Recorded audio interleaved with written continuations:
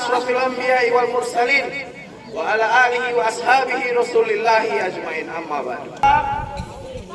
Yang telah memberikan nikmat iman, sehat dan kesempatan sehingga kita dapat berkumpul pada hari ini. Qala Allah Ta'ala fil Qur'anil Karim, a'udzubillahi minasyaitonir rajim, bismillahirrahmanirrahim. La in syakartum la azipa, yang kufur atas nikmatku, ingatlah azabku sangatlah pedih.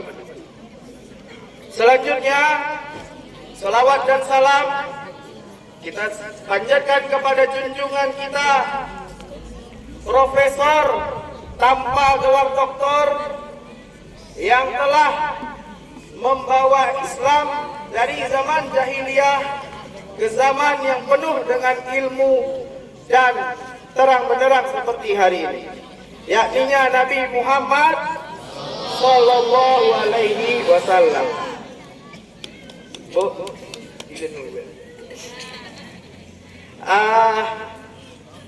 Yang sama-sama kita hormati Ibu Kepala Sekolah kita beserta jajaran wakil. Selanjutnya yang kita hormati Majelis Guru, Bapak Ibu Guru, serta staf TU yang juga Bapak banggakan, seluruh siswa dan siswi SMP 2 Muarabungu. Capek? Capek? Kalau capek Bapak akhiri. Nah. Alhamdulillah pada hari ini akhirnya berhasil kita untuk memperingati Isra dan Mi'raj Nabi Muhammad Sallallahu Alaihi Wasallam 144 Hijriah 2023 Masehi dengan tema kita jadikan sholat sebagai sarana mewujudkan sifat tawadhu, disiplin, sabar dan jujur sebagai landasan perbaikan moral di era digital. Ini pesan sponsor dari Pak Herman, disuruh bacain.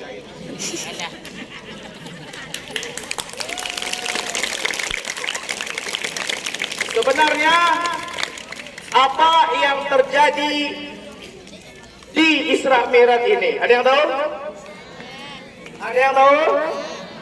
Ya, tadi sudah sedikit banyaknya disampaikan oleh Ustazah Retna. Isra menurut bahasa Arab adalah berjalan di malam hari. Jadi misalnya Bang David malam-malam ke warnet untuk main PUBG, Free Fire. Nah, ditanya sama kawannya, Bang David mau kemana? Saya lagi Isra. Said jalan malam-malam ke rumah pacarnya, ditanya sama ibunya mau kemana Said malam-malam? Saya mau Isra. Isra dan Mi'raj yaitu perjalanan yang ditempuh oleh Nabi kita Nabi Muhammad Sallallahu Alaihi Wasallam dari Masjidil Haram ke Masjidil Aqsa serta dilanjutkan ke Sidratul Muntaha. Ada yang tahu berapa jarak dari Masjidil Haram ke Masjidil Aqsa? Ada yang tahu? Tidak tahu? Karena menurut tema kita pada hari ini, kita sedang berada di era digital, maka Bapak akan bertanya ke Google. Oke Google, sekarang udah canggih Bu, tidak perlu HP lagi Bu. Oke Google, berapa kira-kira jarak Masjidil Haram ke Masjidil Aqsa? Jarak dari Masjidil Haram ke Masjidil Aqsa kira-kira sekitar 1.500 km.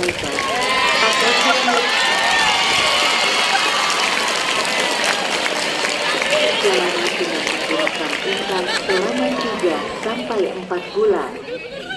Bisa aja 2 bulan kalau untanya dimodif. Ya. Kira-kira jarak Masjidil Haram ke Masjidil Aqsa kata Bah Google barusan itu 1.500 km atau biasa ditempuh dengan menggunakan unta sekitar 3-4 bulan. Bisa 2 bulan kalau untanya dimodif. Untanya diceterin, untanya dikasih knalpot racing, untanya dikasih nos. Itulah perjalanan yang ditempuh oleh Nabi kita, Nabi Muhammad Sallallahu Alaihi Wasallam. Masuk akal nggak? Masuk akal nggak? Sedangkan Nabi Muhammad menempuh Masjidil Haram ke Masjidil Aqsa hanya ditambah dengan perjalanan ke Sidratul Muntaha hanya seperempat malam. Seperti yang sudah dibacakan di awal tadi, A'udzubillahi minasyaitonirrajim. Bismillahirrahmanirrahim. Subhanallazi asra biyadihi lailan. Lailan menurut kaidah bahasa Arab, ya Bu Aminah ya. Lailan menurut kaidah bahasa Arab itu artinya bukan satu malam penuh. Bukan satu malam penuh. Lailan di sini diartikan yaitu sepertiga malam. Bayangkan perjalanan yang biasanya ditempuh 3-4 bulan menggunakan unta, ini ditempuh oleh Nabi kita, Nabi Muhammad Sallallahu Alaihi Wasallam hanya sepertiga malam. Masuk akal atau tidak? Masuk akal atau tidak? Karena itu peristiwa Isra dan Mi'raj tidak bisa kita pakai dengan tolak ukur akal. Memaknai peristiwa Isra dan Mi'raj harus kita maknai dengan iman. Ketika kita menggunakan tolak ukur iman, hal apapun yang mustahil menurut akal, kalau kata Allah jadi, maka pasti terjadi. Betul apa betul? Sekarang kita main akal-akalan. Kalau segala sesuatu dikaitkan dengan akal, kenapa kalian bisa ada di bumi? Kenapa kalian bisa ada di bumi? Karena adanya bapak ibu kalian. Bapak dan ibu kalian sebab, kalian akibat. Itu namanya hukum akal. Betul ya budi saya? Nah, itu kalau kita menggunakan akal. Tapi ketika tidak ada bapak, tidak ada mama, tapi Allah mau kita hidup di dunia, pasti terjadi. Contohnya siapa? Contohnya siapa? Contohnya Nabi Adam alaihi salam. Tidak ada bapak, tidak ada mama, tapi Allah berkehendak, maka terjadilah. Contoh yang kedua, bapaknya udah ada, ibunya ada. Nabi Isa. Kalau Allah bilang mau, kalau Allah bilang terjadi, maka pasti terjadi. Yang anehnya Bu, zaman inilah banyak yang mau kayak Siti Maryam, punya anak tapi tidak ada bapak. Mudah-mudahan tidak terjadi di anak-anak kita semua. Amin, amin ya rabbal alamin. Yang kedua, peristiwa Mi'rajnya Nabi ke Sidratul Muntaha, yang mana Rasulullah Sallallahu Alaihi Wasallam mendapatkan perintah sholat. Seperti yang sudah disampaikan tadi juga, menurut beberapa riwayat, sholat pertama kali diperintahkan itu sebanyak 50 kali. 50 kali. Pulang Rasulullah dari Sidratul Muntaha bertemu dengan Nabi Musa alaihi salam. Karena sama-sama Nabi jadi akrab kan. Mat, apa oleh-oleh mat? Kata Nabi Musa. Perintah sholat, ya Musa. sebanyak 50 kali, kata Nabi Muhammad. Balik, kata Nabi Musa. Umatmu nggak akan sanggup, biar aku saja, kata Nabi Musa. Umatmu kecil-kecil, umatmu nggak akan sanggup, wahai Muhammad, kalau mengerjakan sholat 50 kali sehari semalam. Karena rasa cintanya Rasulullah kepada umatnya, maka kembalilah Rasul menghadap Allah Subhanahu wa Ta'ala untuk meminta korting. Akhirnya dikurangi menjadi 45. Balik lagi Nabi Muhammad perjalanan pulang, bertemu lagi dengan Nabi Musa. Dapat diskon berapa? Kata Nabi Musa.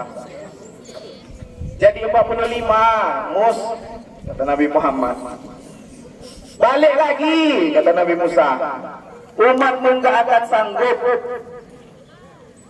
Karena rasa cintanya lagi, Nabi Muhammad kembali menghadap Allah untuk meminta diskon, meminta korting.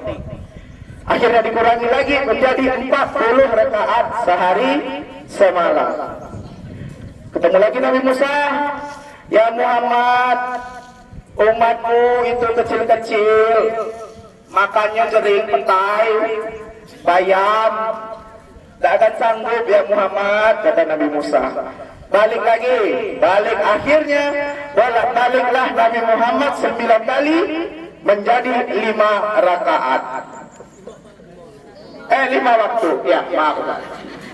Namanya juga Ustaz baru Pak.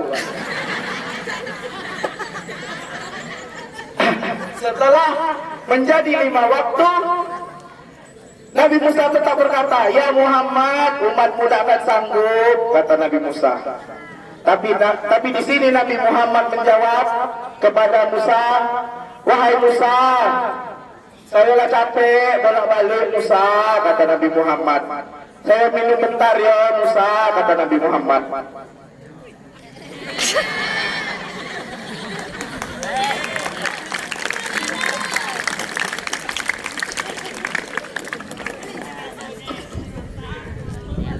Saya tidak sanggup lagi Musa, minta diskon, minta korting.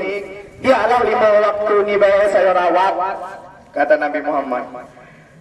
Betul kata Nabi Musa, 5 waktu saja berat kita penuhi, kita laksanakan. Zuhur dapat, asar lepas, maghrib terlupa, isya tertidur, apalagi subuh bangun 7 kurang 5. Nah, oleh sebab itu, begitulah gambaran rasa cintanya Rasulullah Sallallahu Alaihi Wasallam kepada umatnya. Lalu, apa hikmah yang dapat kita ambil di dalam peristiwa ini? Yang pertama, sholat mengajarkan kita untuk tawaduk atau rendah hati, tidak sombong. Buktinya apa? Buktinya anggota tubuh manusia yang paling diagung-agungkan, paling dimuliakan, yaitu kepala. Mario dipukul kepala sama kawannya langsung bertumbuh. Kepala awak ongkang,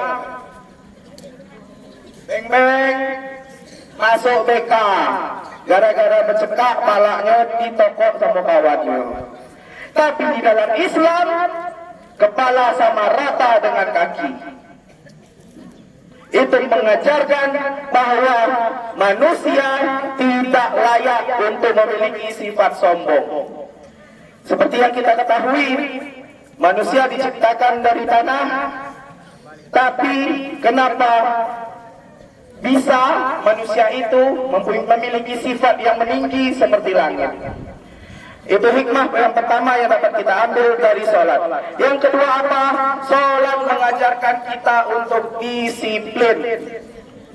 Disiplin waktu, disiplin diri, disiplin oleh peraturan-peraturan yang ada. Contohnya, guru jam 5.06 nggak ada Pak, kami duluan ke zuhur ya Pak, jam 11. Ya tidak bisa. Pak, keluar main bentar Pak. Kami sholat zuhurnya 1 rakaat ya Pak. Ya tidak bisa. Makanya sholat mengajarkan kita untuk disiplin. Disiplin waktu. Ketika terdengar suara Innallaha wa malaikatahu yusholluna 'alan nabi ya ayyuhallazina amanu shollu alaihi wa sallimu taslima. Allahu akbar, Allahu akbar. Baru kita melaksanakan sholat. Ketika belum azan, belum masuk waktunya, tidak boleh mulai duluan sholat. Itulah hikmah sholat mengajarkan kita untuk disiplin. Yang terakhir, hikmah yang dapat kita ambil di momen Isra Mi'raj ini adalah mari kita perkuat iman dan akidah kita kepada Allah Subhanahu wa Ta'ala. Zaman boleh berubah, akidah jangan sampai goyah. Silahkan masa berganti, tapi keimanan jangan pernah mati. Isra artinya maju, maju artinya ke depan, Mi'raj artinya naik, naik berarti ke atas. Mudah-mudahan selesai kita memperingati Isra dan Mi'raj ini, kualitas ibadah kita semakin maju dan semakin meningkat. Amin ya rabbal.